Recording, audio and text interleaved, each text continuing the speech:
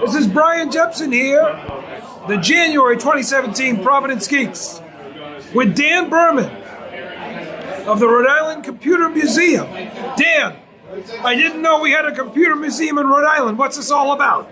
Well, Brian, we do have a computer museum in Rhode Island, and we're getting more active all the time. What we've really been extending ourselves on this time is our outreach program. So we've been doing workshops at various libraries, and we've opened a learning lab for our own selves in North Kingstown. So we'd like you to come by and play with our Atari computers and other things. Is it only Atari computers? No, we have many other computers too. We have Commodores, Sinclairs, anything that you can imagine, we still have there. So, in the learning lab, you keep a certain number of computers that I would characterize as having a kinship with more modern small computers like the Arduino and the Raspberry Pi. Is that intentional? It is. We try to network our computers with old and new. The kids nowadays want to learn about the old computers, but they really want to play with the new computers.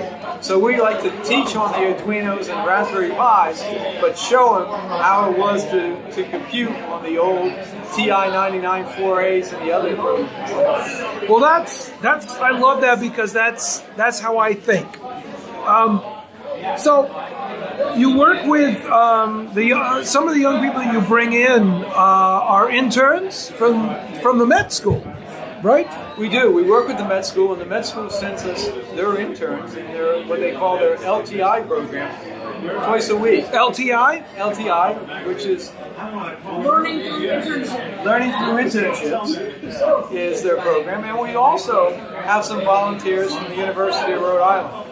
So the University of Rhode Island, we get some of their volunteers to help us teach the Met kids or other ones that come up. Now, I understand that somehow this started out as a car collectors club and turned into a computers club. Is there an easy explanation for this? I'm not sure it's an easy explanation, but we see a real similarity between collecting cars from our days when we were young to now when they collect computers and want to have the fastest, biggest, raciest computer around. So back then, when we started, we said, let's collect something smaller than British cars. Little do we know that 5,000 square feet in a warehouse later, we'd be collecting these monster old mainframe computers and mini computers that are the size of some of our British cars. Now, you've caught the attention of Hollywood and the television industry. What programs or movies that we might have heard of has your collection been featured in? Well, it's really funny because we started this a few years ago and it just caught fire for us.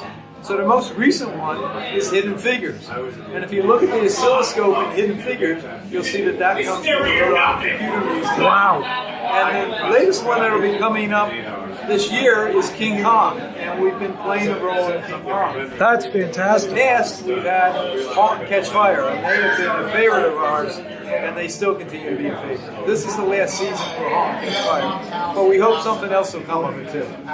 That's wonderful. What's next? What's the next big thing for the Rhode Island Computer Museum? Well, the next big thing is to expand our volunteer base. So we're always looking for people that are willing to help us.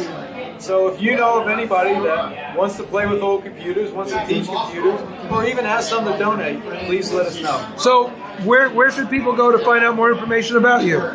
If you want to contact us, please go to our website, which is ricommuseum.org, and just drop us an email. We'd be happy to talk with you. Great. Thanks, Dan. Thank you so much for welcoming Providence Geeks into 2017. Well, you're welcome.